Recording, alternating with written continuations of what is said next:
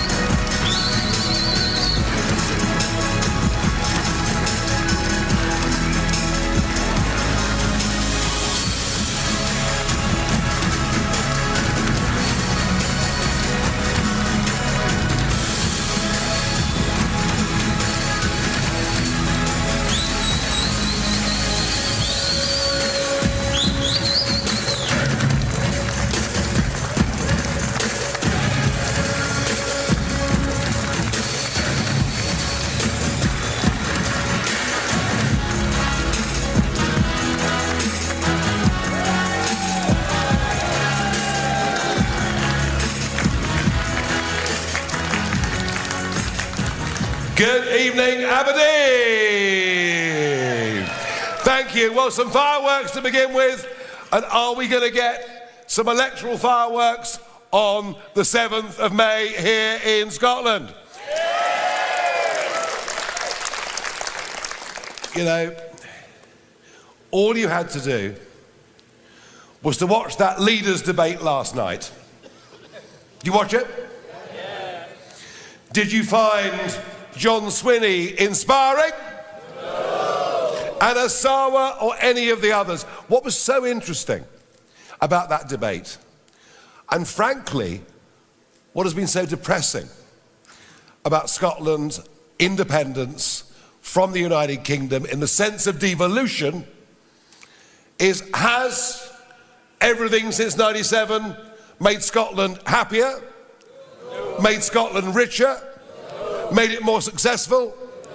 And yet what you see from Sawa, from all of them, Swinney, is the same tired old formula. What they are offering the Scottish electorate is more of the same in the next few years. And frankly, that is why Reform UK is needed. It isn't that devolution is the wrong thing. It is that devolution has been handled by people who have bungled it, made everything worse in Scotland. Scotland is broken, and Scotland needs reform. And of that I'm certain. And compare and contrast these politicians with our leader in Scotland. Let me tell you, Malcolm Offord, do you know who he used to be? He used to be Lord Offord, but he's given up a seat in the House of Lords. He's given up what probably is membership of the best old people's club in the world, where he could have stayed for life, signed in for his daily allowance, got his subsidised lunch, and he's given up being Lord Offord. He's become Malcolm from Greenock, and he's done it to lead this party in Scotland. He's done it to change Scottish politics for good, and I admire him. I admire him for doing it.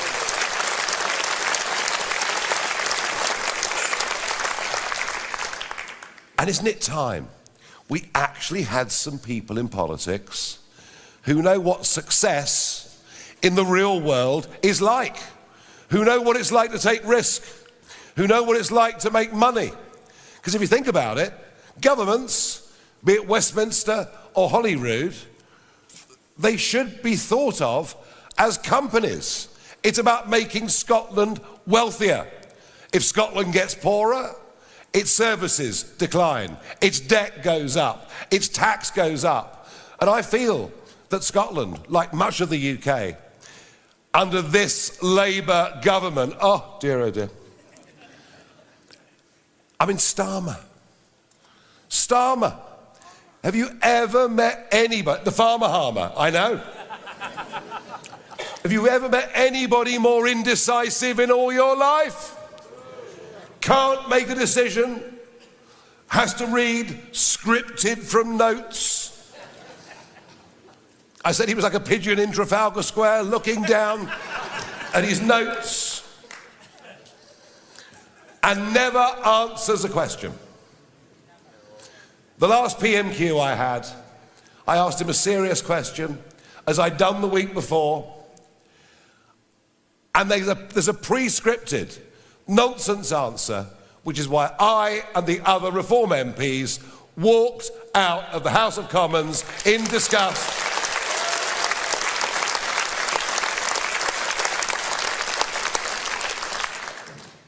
Scotland, Reform Scotland, is, I think, 2 years behind where we are in England. In England, we got our breakthrough on the 4th of July 2024. Got our first handful of MPs elected.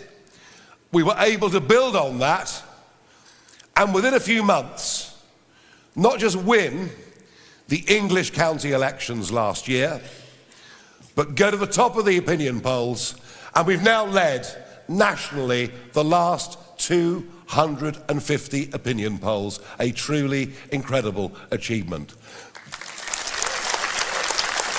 For you in Scotland, your breakthrough moment, as ours in England was on the 4th of July 2024, your breakthrough moment comes on May the 7th. It comes on May the 7th. And if we get the next 3.5 weeks right, we can, for the first time since devolution, actually have an effective voice of opposition against an SNP who are wholly out of ideas, who constantly carp and call for yet another referendum as a distraction from their total failure in Scotland over health, education, crime, and so much else. We will become that voice of opposition. We are going to succeed on May the 7th. We're going to become the official voice in this country. It's going to happen. Now, what I can't promise you is in June, I don't think Scotland are going to win the World Cup. I'm sorry about that, but I do think Scottish politics deserves a jolt, and I do believe that Malcolm Offord is prepared to give the courage and the leadership to take us through the 7th of May, to establish us in Holyrood, and to put us in a position where we win outright power, outright control next time round. That is the plan. That is the timetable that I've set out. And it's funny, you know, just have a look across the North Sea. There's a country called Norway. Similar sized population, but rather different economics. In the last 12 months, in the Norwegian half of the North Sea, they have launched 49 new drill sites for oil and gas. Many of them in the same fields that go under into British territorial waters. 49 new drill sites in Norway in the last 12 months. How many new drill sites have there been off the Scottish coast in the last 12 months? It's a big fat zero. And they're all to blame. They're all to blame. It was the Conservative government that put crazy, excessive super taxes on anybody that invested in the North Sea and made a profit, costing the North Sea tens of billions of pounds worth of investment. And the same goes for the SNP, who suddenly gave up on Scotland's oil and believed that wind turbines would be the salvation. And the same goes for the Labour Party. Now with this mad Miliband, who believes in net zero as a substitute for some form of belief in God or religion. The net zero insanity from a country that overall produces less than 1% of global CO2, and with the reality that whatever happens, we'll be using oil and gas for many, many decades to come. What has happened to Scotland, what has happened to Aberdeen, is an act of self-harm that was wholly, wholly unnecessary.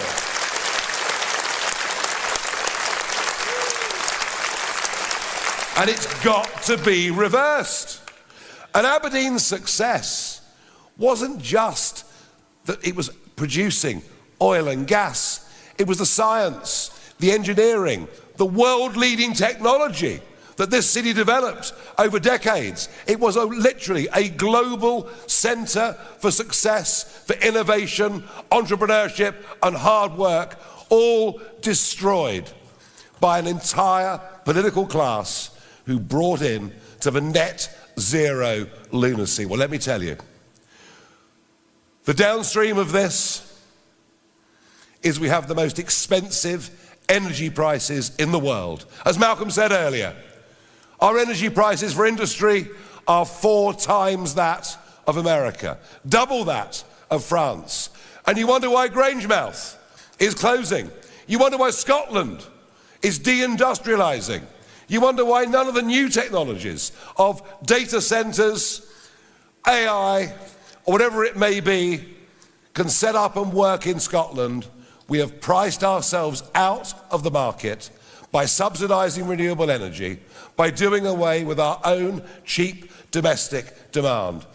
And yet, these people in government now say, by the way, nobody in this national government has ever been in private business, has ever run a private business, has ever set one up, and has ever made monthly payroll. They're not part of the real economy of this country, and we in Reform are. Let me tell you that and promise you that. They say, oh, it wouldn't make any difference. If we produced our own gas in the North Sea, it wouldn't make any difference because there is a global price. Well, have a think about it. Most of the gas we currently import comes from Montana, where it's taken out of the ground, it's liquefied, it's shipped across the Atlantic, it's regassed, and then taken to where it's got to get to. Do you think all that process is free? These people haven't got a Scooby-Doo. They've no idea how the world works. Produce your own gas, produce your own oil, have cheaper prices, and yes, our aim in the years to come, when we get in power in Holyrood, is to have massive, massive production of energy, to become a huge exporter, to have cheap prices, and to re-industrialise Scotland and bring people proper jobs.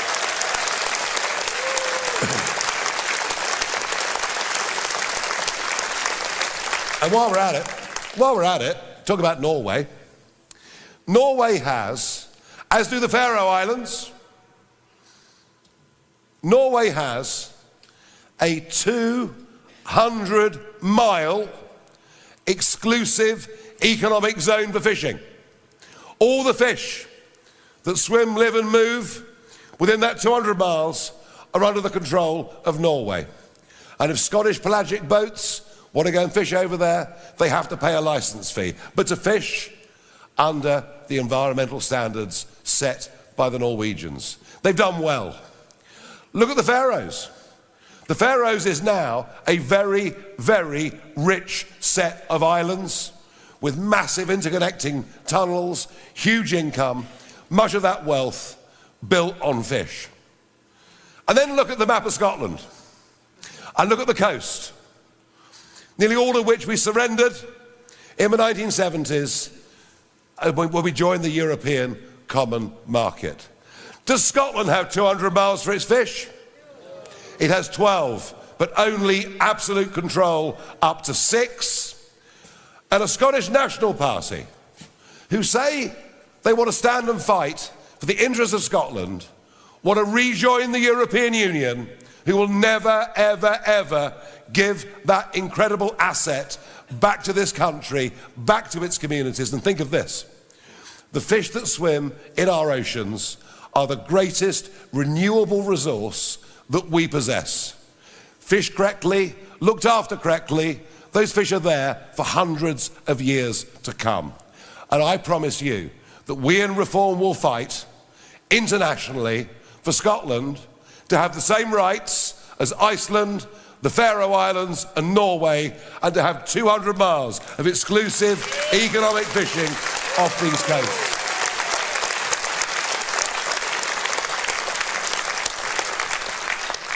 But of course the really big debate that they don't want to engage with, it's too difficult. It's too upsetting. They always say, Scotland is different to England.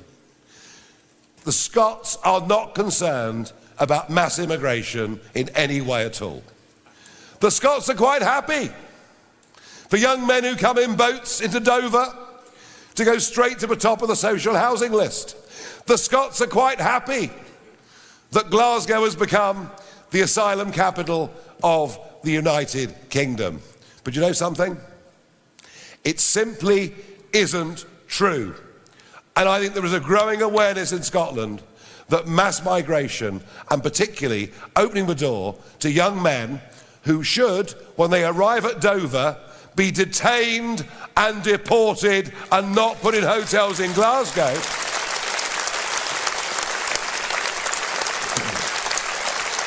There is a growing awareness this can't go on. But nobody has dared challenge it. Least of all, the utterly feeble, useless, hopeless Scottish Conservatives, who I hope after May the 7th get consigned to total irrelevancy. And you know what? It couldn't happen to nicer people. And I believe it will.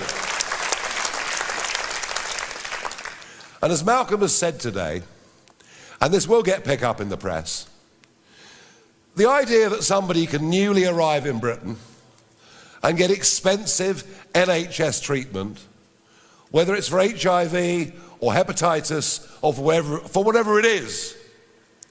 Truth of it is, this is a national health service. It is not an international health service, and people who pay their taxes deserve far better. And in London today, I did a press conference on the Boris wave.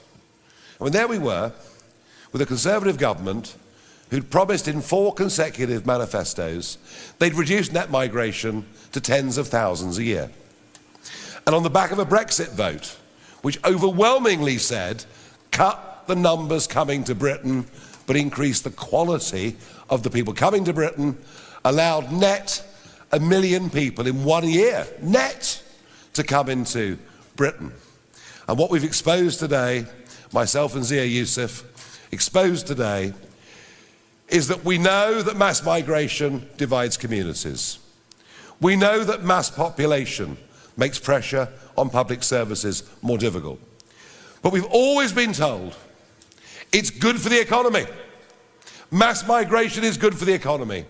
The figures we produced today show the Boris wave alone, if everyone gets indefinite leave to remain, will cost across the United Kingdom over the next decades, every household, £20,000. And for daring to say these truths, our Sawas and our Swinnies and others will call us nasty names. Oh yeah.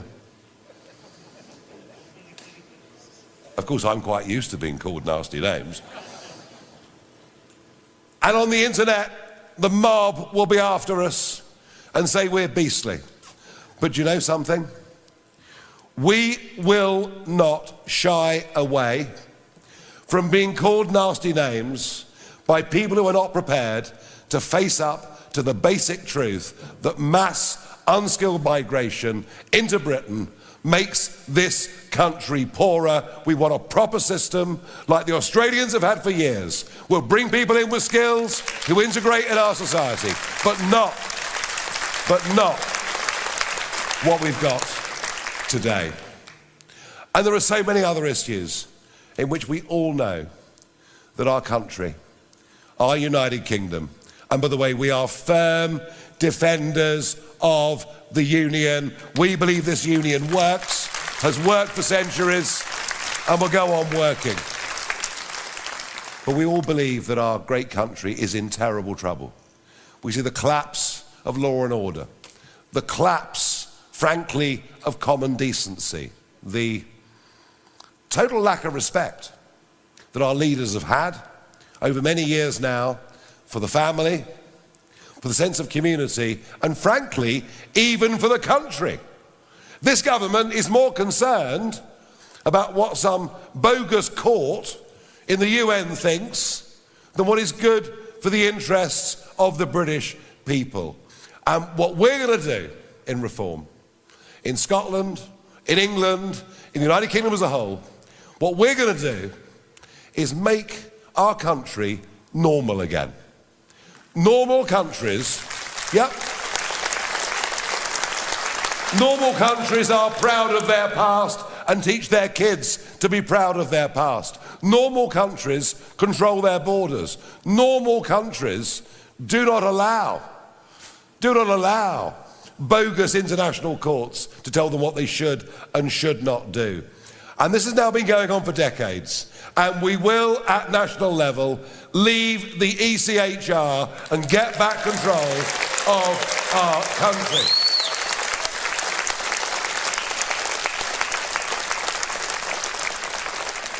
It's not radical, it's not crazy, it's just doing what nearly every other country in the world does.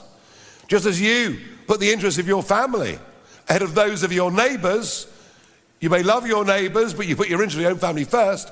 We're going to put the interests of our people, our safety and our security above that of what anybody else in anywhere else in the world ever thinks or says to us. But we must also face the fact that the world is in very, very deep turmoil. We have always been enormously proud of our armed forces, and in particular, the Royal Navy. And Scotland, of course, has always been the home, the base of many over the centuries of our great navies. For it to have taken 3 weeks and 1 day to send a single Royal Naval vessel to defend British sovereign territory in Cyprus, and that one vessel has now had to go into port because it's broken down, is, I think, the ultimate international humiliation for our country. I cannot think of a lower moment where the rest of the world must look on and simply shake its head. And all of this, whilst at the same time, there are 242 men and women who have served us in special forces now facing potential criminal prosecution for acting on behalf of our country, at times up to over half a century ago. And we will bring back pride in our nation and its armed forces and end this persecution of British veterans. We will. So, as we prepare for these Holyrood elections, I'm going to ask Malcolm, our candidates and our chairman, David Bull, to join me on stage. Somebody will show you where to go, I'm sure, I hope. But while they're doing that, because I want you to have a good look at them, have a good look at who we're putting before the Scottish electorate. But whilst they're making their way up here, Malcolm, come in. Whilst they're making their way up here, I want to say this. As party leader, you have to make a great number of decisions. You have to pick people. Pick the good guys, pick the bad guys. I do believe in Malcolm Offord, folks. I've picked one of the good guys, a brave, courageous leader who will take us through to May the 7th and beyond. But I also really believe that May the 7th is not just the breakthrough moment for reform. that May the 7th is the breakthrough moment for Scottish politics post-devolution over a quarter of a century ago. Let's get some people in office who are not hidebound by political correctness. Let's get some people in office who actually understand how business and the economy works. Let's get some people in office who are prepared to believe in meritocracy, that people get promoted according to their abilities, not according to what particular social group they are a member of. Let's get some real people in Scottish politics. Let us use May the 7th as our breakthrough moment in Scottish politics, and from that build, go on, move on from there, and take control of Holyrood completely the time after that. And it's up to you, folks, because you are our messengers. We want you to go out and be our evangelists. We want you to persuade your friends and neighbours to vote for us. We want you to make every effort you can to make sure, is everything all right? We want you to make sure that as many of these men and women on this platform get elected on that night of May the 7th. And my final pledge to you is I'll give it all I can. Will you give it all you can? Thank you very much indeed. Good evening. Thank you.